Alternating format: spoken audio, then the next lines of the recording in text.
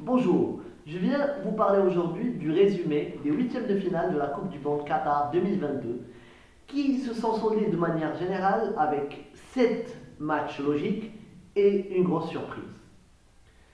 On va commencer par le match des Pays-Bas contre les États-Unis. Les Pays-Bas qui ont fini premier de leur groupe, qui ont joué le deuxième du groupe B, qui étaient les États-Unis. Les Pays-Bas qui étaient plus ou moins tranquilles suite à leur dernier match contre le Qatar, qu'ils ont gagné tranquillement.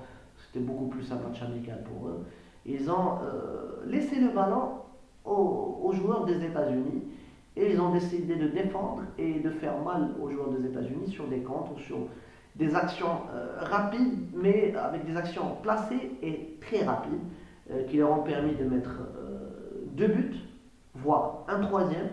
Et les États-Unis qui étaient complètement, je pense, fatigués de leurs trois matchs, surtout le dernier contre l'Iran, où ils ont dû cravacher jusqu'à la fin pour garder leur victoire et passer au huitième.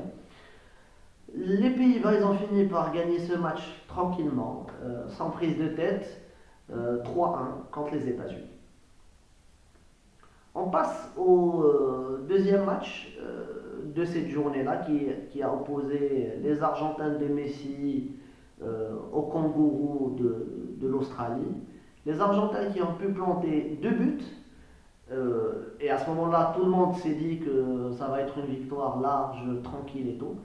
Mais les Argentins, ils n'ont pas pu marquer un troisième. Lautaro Martinez, on dirait qu'il est toujours à l'Inter et qu'il n'a pas la tête à l'Argentine parce qu'il en rate tellement des occasions. Messi le met dans toutes les situations possibles et n'arrive pas à marquer.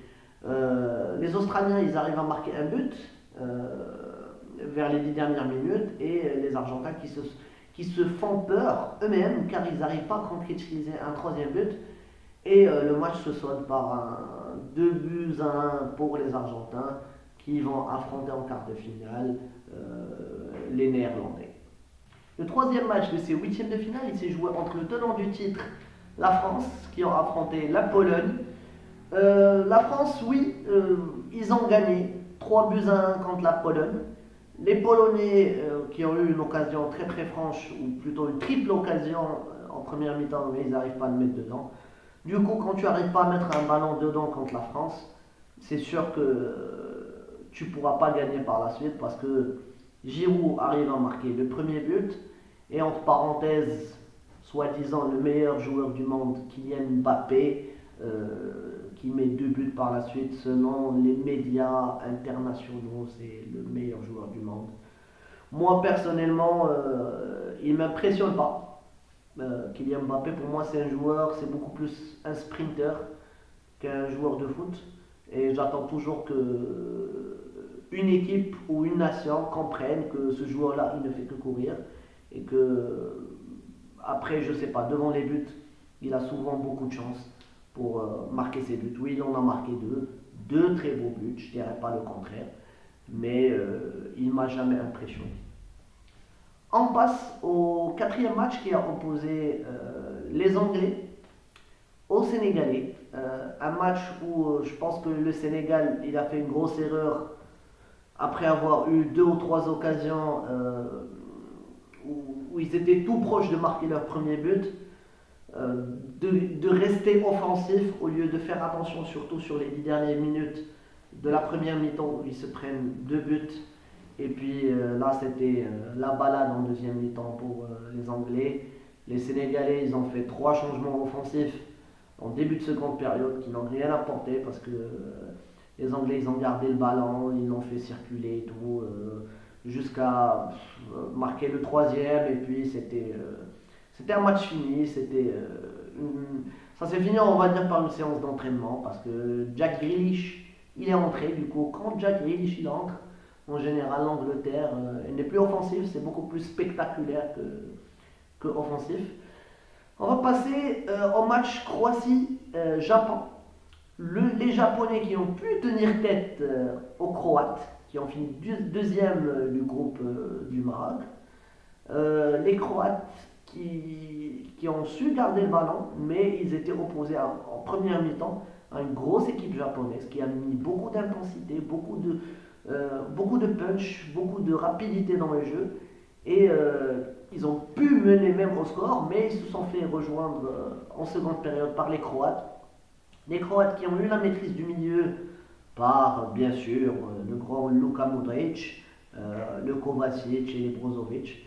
Les Japonais, ils n'ont pas pu, surtout en prolongation, prendre les devants parce que les Croates, l'entraîneur Dalic, il fait sortir Modric. Du coup, si tu as Modric qui sort, normalement tu dois prendre l'initiative parce que oui, ils ont Kovacic et le reste, qui est d'ailleurs sorti par la suite aussi.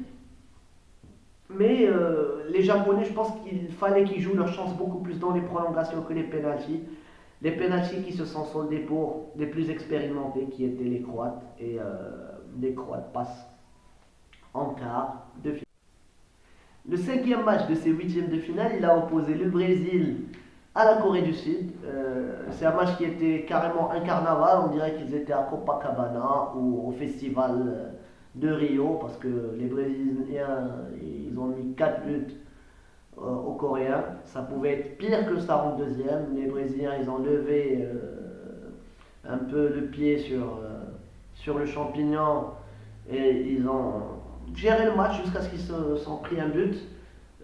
Tite il a même changé le gardien de but plutôt et ça veut dire que les Brésiliens ils sont très sereins que leur objectif est la Coupe du Monde qu'ils n'ont pas eu depuis 2002 et on a eu surtout le retour de Neymar mais c'était un match très facile pour les Brésiliens. On a vu le trio d'attaque qui était très fort entre Vinicius, Neymar et Richarlison qui sont épaulés par Paqueta.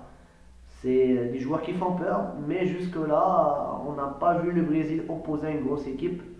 Je pense que les quarts de finale que les Brésiliens vont jouer contre les Croates, ça va être très serré. C'est là où on jugera vraiment le Brésil. Est-ce qu'ils sont aussi forts que ça contre les Croates qui sont plus ou moins très organisés. On passe à la plus grosse surprise de ces huitièmes de finale. C'est l'équipe du Maroc qui arrive à sortir l'Espagne après une série de tirs au but complètement exceptionnelle de Bono, qui arrive à arrêter deux pénaltys et arrive à suivre le premier pénalty qui est parti sur le poteau. Les Marocains qui ont pu museler le jeu espagnol qui était complètement stérile. Et les Espagnols, oui, ils ont dit après que les Marocains, ils n'ont pas joué et trucs. Ouais, ils nous ont laissé le ballon, ils n'ont rien présenté. Pourtant, le Maroc, il a eu des occasions par Naïef, le joueur de West Ham, et par Chedira, le joueur de Bari, à 3 reprises. Et en fin de compte, ça s'est fini ce match-là par une qualification du Maroc, une qualification historique pour la première fois en quart de finale. Une équipe arabe nord-africaine se qualifie en quart de finale de Coupe du Monde.